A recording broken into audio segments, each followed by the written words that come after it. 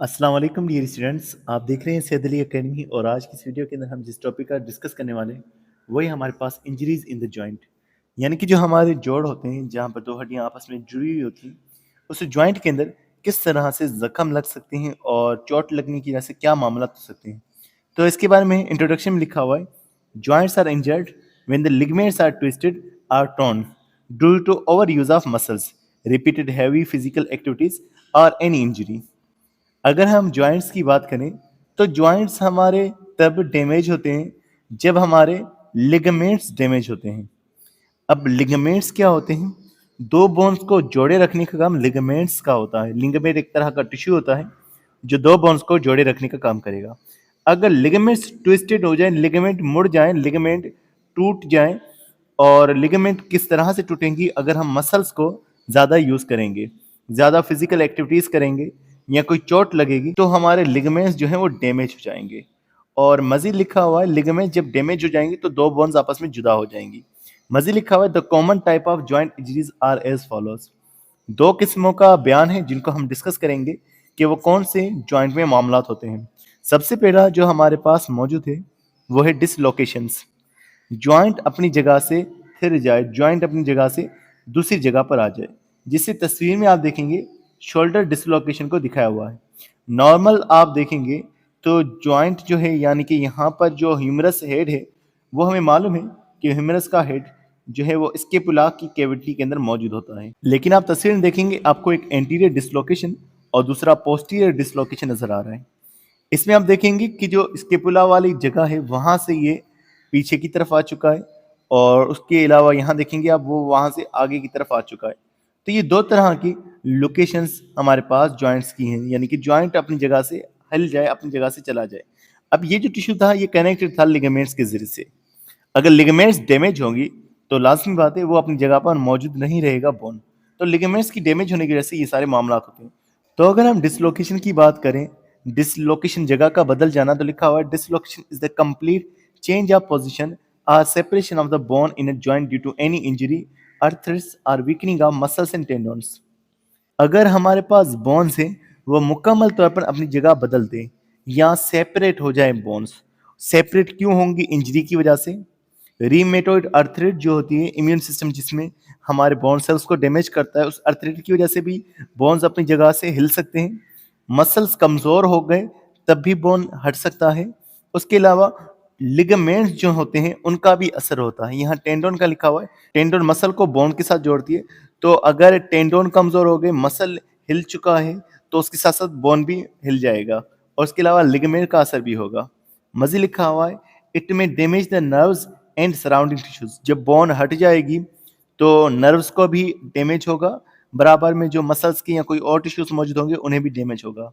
Dislocation की कुछ अलामातें हैं, कौन सी निशानियां हैं? लिखा हुआ है डिसलोकेशन के साथ बहुत ज़्यादा पेन महसूस होगा, स्वेलिंग होगी, जहाँ से बोन हट चुकी है वहाँ पर हमें सूजन महसूस होगी।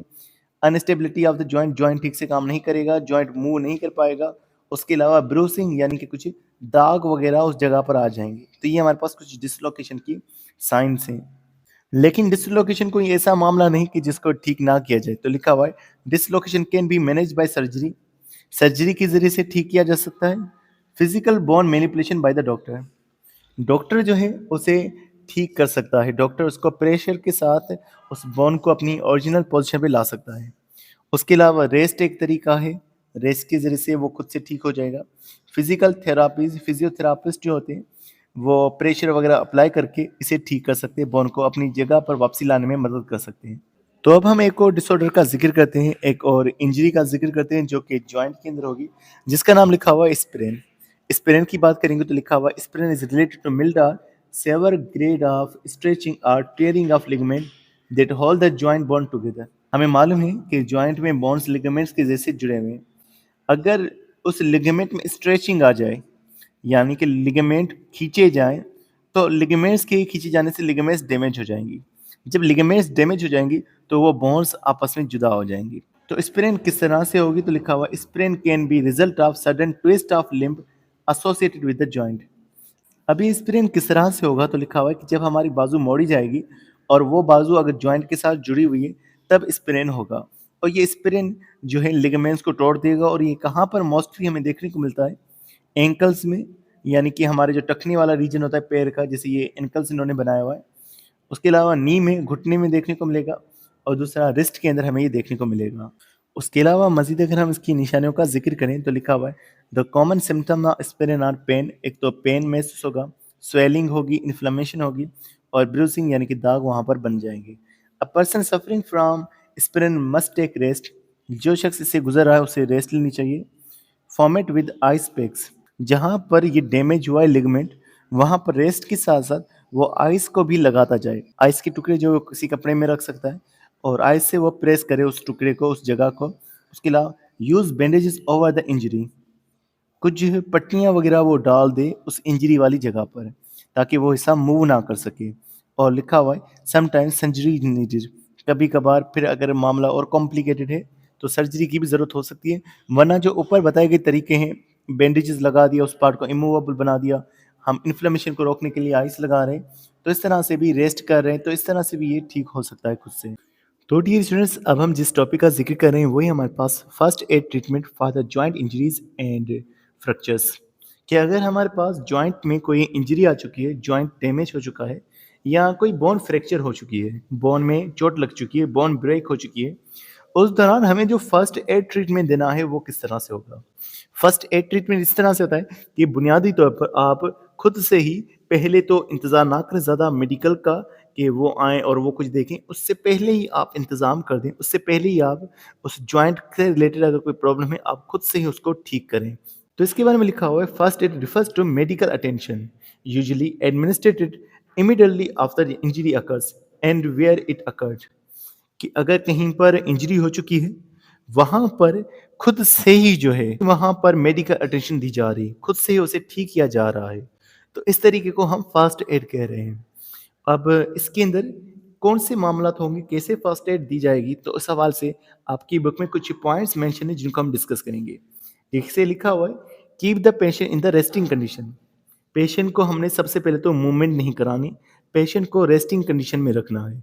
और उसके अलावा लिखा हुआ है apply an ice pack cold compress wrapped in a wet cloth to the injury for some time. कुछ टाइम के लिए बर्फ के टुकड़े जो हैं किसी कपड़े में लपेट कर उस इंजरी की जगह पर लगाए जाएं।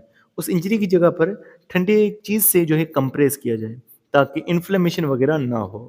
उसके अलावा लिखा हुआ है apply a compression elastic bandage firmly to the injury that extend well beyond the injury।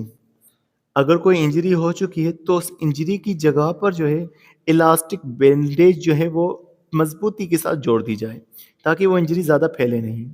उसके अलावा कुछ केसेस के अंदर ये मामला होगा कि जो इंजर्ड पार्ट होगा उसे ऊपर करके रखा जाएगा। लिखा हुआ है एलिवेट द इंजर्ड पार्ट को ऊपर रखा जाएगा। अब ये किस तरह से हैं इनको हम कुछ देखते हैं, फिर हम आगे मज़ीद को भी हम लोग देखेंगे। इस तस्वीर में आप फर्स्ट एड जो देख रहे हैं वो यही है कि जो पार्ट इंजर्ड हो चुका है उसे एलिवेटेड यानी उसे ऊपर रखा गया है बाकी पार्ट्स के मुकाबले में। उसके अलावा आप यहाँ देख रहे हैं जो अफेक्टेड पार्ट है, जैसे मिसाल यहाँ पर आर्म है, यहाँ पर लेग वाला पार्ट अफेक्टेड है, तो इन दोनों हिस्सों के दरमियान बैंडेजेस जो है वो बांधे गए कपड़े के। इस तस्वीर में आप देख रहे हैं कि आइस पैक जो है वो लगाया जा रहा है उस अफेक्टेड एरिया पर। तो ये हमारे पास कुछ फर्स्ट एड के मैकेनिज्म्स हैं, बाकी को भी हम इसी तस्वीरों के ज़रिए से देखते हैं। हम जब ये बैंडेजेस लगा रहे हैं तो उनका मकसद क्या है, तो लिखा हुआ है use broad bandages where possible to prevent the movement of joints above and below the fracture. अगर कहीं पर फ्रैक्चर हो चुका है, कहीं पर हड्डी टूटी हुई है, तो हम नहीं चाहते कि वहाँ की पार्ट की मूवमेंट हो। तो उस पार्ट की मूवमेंट को रोकने के लिए हम लोग बैंडेजेस को यूज़ कर रहे हैं। उसके अलावा सपोर्ट द लिम्ब, हम लोग लिम्ब को मदद दें, सपोर्ट दें। और उसके अलावा लिखा हुआ है carefully passing bandages under the natural hollows of the body. हमारी बॉडी के अंदर कुछ कैविटीज़ मौजूद हैं। अगर हम हमारी बॉडी की उन कैविटीज़ में से, जैसे पेट का एब्डोमिनल कैविटी है, पेल्विक कैविटी है, अगर हम हमारी बॉडी की कैविटीज़ में से बैंडेजेस को गुजारें तो वहाँ से केयरफुली हमें वहाँ से बैंडेजेस को गुजारना पड़ेगा। उसके अलावा एक चीज़ लिखी हुई है प्लेस पैडेड स्प्लिंट, एक स्प्लिंट को जोड़ा जाए। अब जो स्प्लिंट है वो किस तरह से हमारे पास मौजूद होगा, ये जो हाथ को चीज़ जोड़ी गई है इसे स्प्लिंट कहा जाता है। तो स्प्लिंट लगाई जाए उस अफेक्टेड एरिया पर जहाँ पर कोई डैमेज वगैरह हुआ है। और उसके अलावा साथ में ये भी बात लिखी कि वो पैडेड स्प्लिंट होना चाहिए।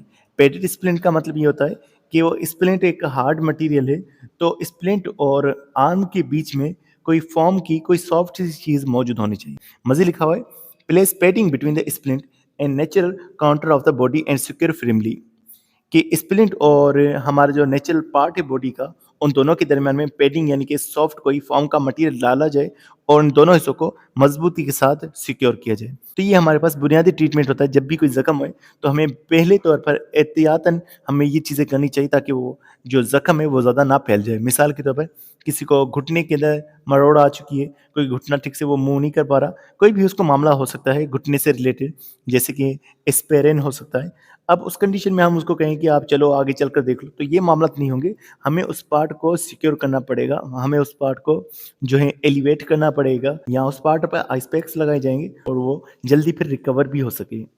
वरना हमारी थोड़ी गलतियों की वजह से डैमेज ज़्यादा हो सकता है। तो डियर स्टूडेंट्स, आज की वीडियो में बस इतना था। उम्मीद करता हूँ वीडियो आपको पसंद आई होगी। तो मिलते हैं नेक्स्ट वीडियो में, तब तक आप बहुत सारा ख्याल रखिएगा। अस्सलाम वालेकुम।